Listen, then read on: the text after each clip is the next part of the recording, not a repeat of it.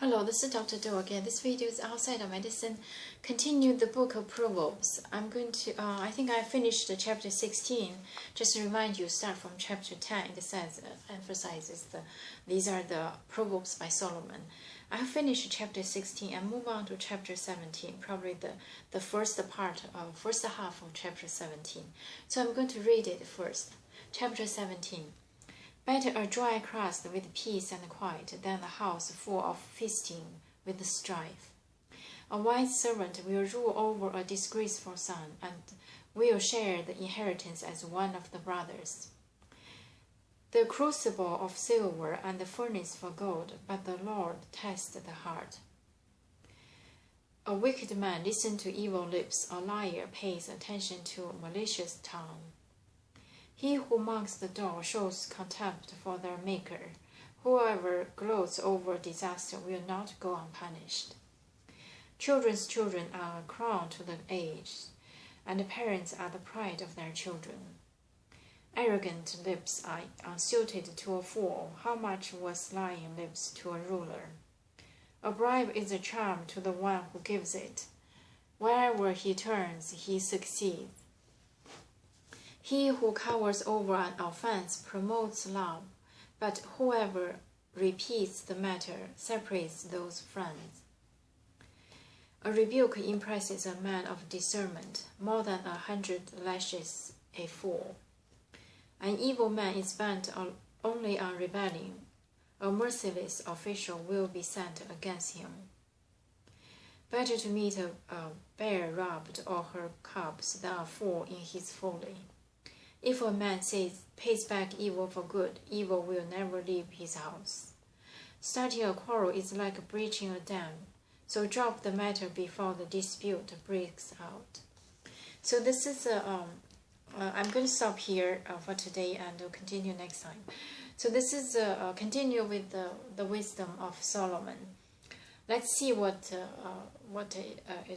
these wisdoms or proverbs tell us. Better a dry crust with peace and quiet than a house full of feasting with strife.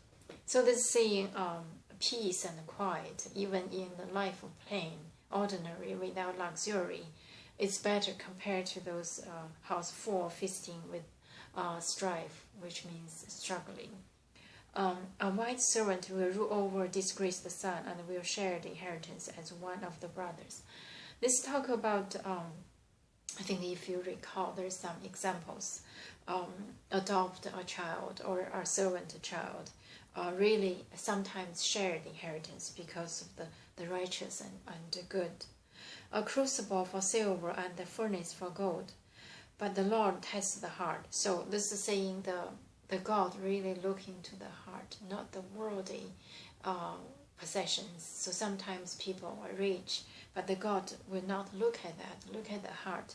And then the God will reward. I think in terms of reward, the happiness doesn't have to be financially or reward you with the worldly reward like the gold or silver, but to give you peace and give you healthy, give you happiness. That's probably part of the reward. He who mocks the poor shows contempt for their maker. Whoever gloats over disaster will not go unpunished. So this is saying the God looking to the heart.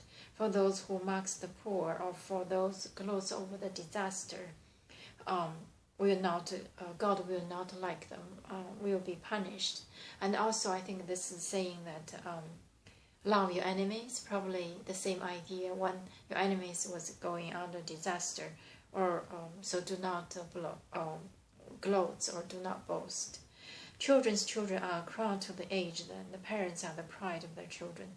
So this is saying about the life circle, the generations, about the grandchildren, always the reward, the crown for the aged, and also parents and pride of the children.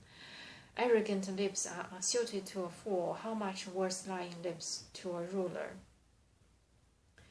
So this is saying arrogant lips, which is proud, unsuited to a fool. And how much worse lying lips to a ruler. So if a fool, they should not speak arrogant. What about the rulers who lies? So this is saying that, which means tell the truth, regardless you're fool or you're smart or you're talented or you're ruler or you're ordinary. Just tell the truth. A bribe is a charm to the one who gives it. Wherever he turns, he succeeds. So this is saying, and he who covers over an offense promotes love, but whoever repeats a matter separates close friends. So this is saying that a bribe.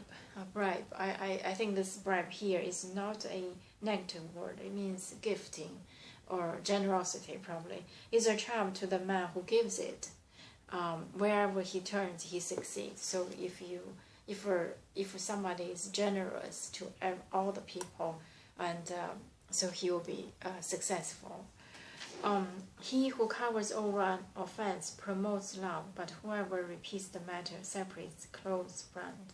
So this is saying that there's a saying that when the scar healed, forget the pain, and for next time get wounded again. This is saying that lack of wisdom. I think we all have those moments.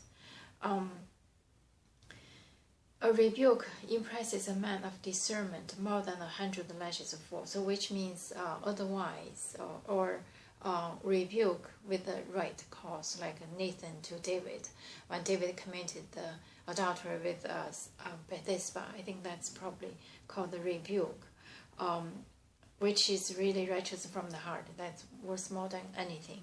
An evil man is bent only on rebellion. A merciless official will be sent against him. So this is saying that mercy and passion, regardless whether you're officials or you're just ordinary people, try, if it's in your range, if it's in your hands, then try to show your passion. Better to meet a bear robbed of her cubs than a fool in his folly. So which means, this means lack of wisdom is so bad, it's so dangerous, worse than a bear. If a man pays back evil for good, evil will never leave his house. So which means reward those who deserve it. And there's a saying, if somebody give you a piece of wood, you pay back with the jade.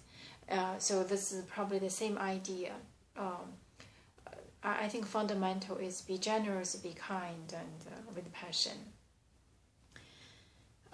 Starting a quarrel is like breaching a dam, so drop the matter before dispute breaks out, which means let it go, take it easy, with an open mind, widely open mind, navigable, so do not take anything seriously to the heart and cause the quarrel. I think in this terms, quarrel means really collapse the dam, so it's a very dangerous thing. Could be hurtful to many like relationships or friendships, even families. But sometimes I think we all have those moments, just cannot control, but just try. That's all we can do.